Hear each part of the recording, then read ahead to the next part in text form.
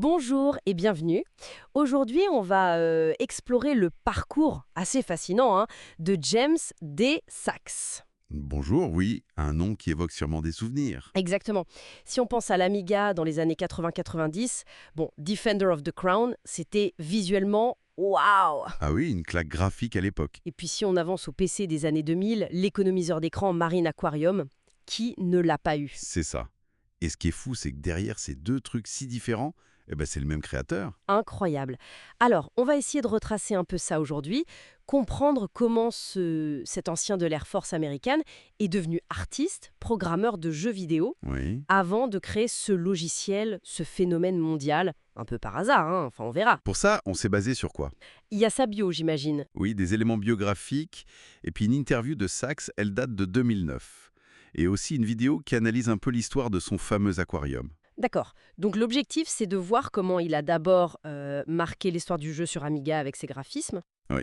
Et puis comment, à partir d'une frustration, en fait, il a créé ce succès logiciel inattendu, mais super durable. Allez, on commence par le début, avant l'Amiga même, le Commodore 64. C'est ça. Il y a eu Saucer-Attack, un petit jeu qu'il vendait par correspondance et apparemment ultra piraté. Ah oui. Sachs disait en rigolant que c'était le jeu que tout le monde avait mais que personne n'a acheté, quoi. Le classique. Et c'est ça qui l'a fait remarquer pour l'Amiga. Oui, ça l'a mis sur les radars et ça l'a mené à l'Amiga. Aware pour Defender of the Crown en 86.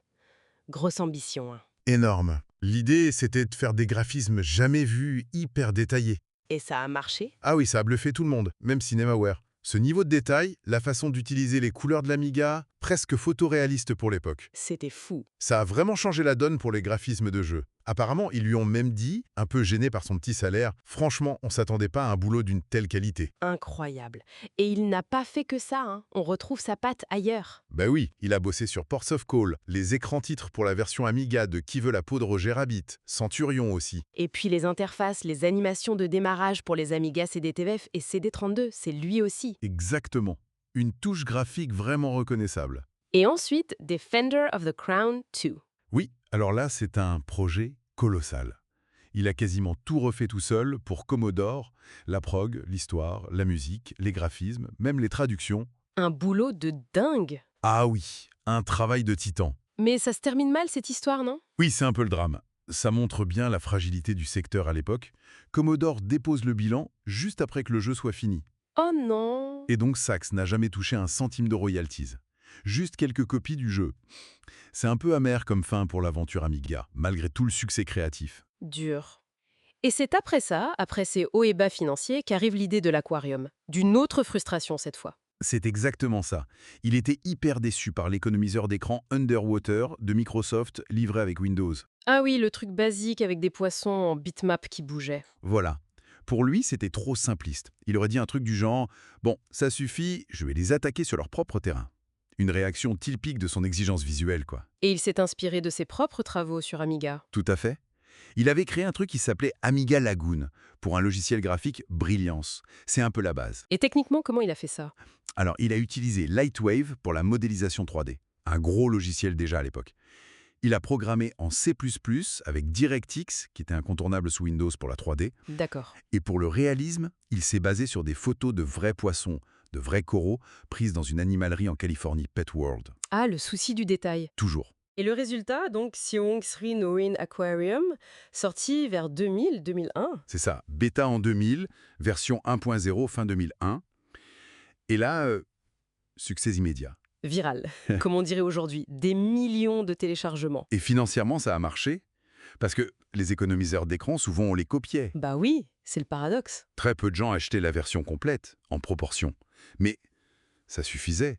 Les revenus qu'il faisait chaque mois dépassaient tout ce qu'il avait gagné pendant ses années Amiga. Incroyable. Alors que c'est juste un économiseur d'écran à la base. Comme quoi, et l'ironie suprême, C'est que Microsoft, qu'il critiquait au début, finit par lui acheter une licence. exactement, non? Si, ils ont intégré une version basique avec juste 3 poissons.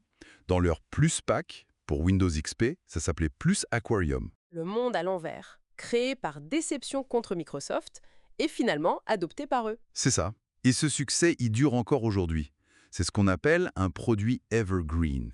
Toujours en vente, version 3.3 maintenant. Et porté sur plein de plateformes. Ouais, PC, Roku, mobile, on le voit même dans des films, des séries télé, c'est fou. Il a évolué, j'imagine, avec le temps. Bien sûr, ils ont ajouté des poissons, le support écran large, une horloge, on pouvait mettre son logo, puis à une grosse refonte en 3D pour la version 3, nouveau décor, encore plus de poissons. Ce qui est intéressant, c'est ce que Sachs disait sur la mentalité des développeurs, Amiga versus PC. Oui, il notait ce contraste. Sur Amiga, l'état d'esprit, c'était essayer des trucs que personne n'a fait. Alors que sur PC, plus tard, il trouvait ça peut-être plus conformiste. Et son aquarium, d'une certaine façon, c'était encore cet esprit pionnier.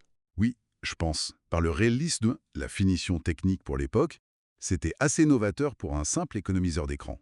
Donc pour résumer, on a ce parcours vraiment unique. Un pionnier du graphisme sur Amiga, Qui connaît une grosse déconvenue avec .c2, et qui ensuite crée un succès mondial énorme et qui dure, avec un économiseur d'écran né d'une insatisfaction perso et de sa passion pour le visuel. une trajectoire qui montre bien que l'innovation, ça prend plein de formes. Ça peut être un jeu complexe, mais aussi une expérience plus contemplative, qui touche des millions par sa beauté, sa sérénité. Et ça nous laisse avec une question peut-être. Comment un projet, en apparence plus simple qu'un jeu vidéo, juste motivé par une frustration et une obsession du détail, comment ça a pu avoir un tel succès commercial et une telle présence culturelle si longtemps? Qu'est-ce que ça dit de ce qui nous captive vraiment, au fond, dans la technologie au quotidien? Pas forcément le plus complexe. Intéressant comme réflexion. Merci beaucoup pour cet éclairage. Merci à toi.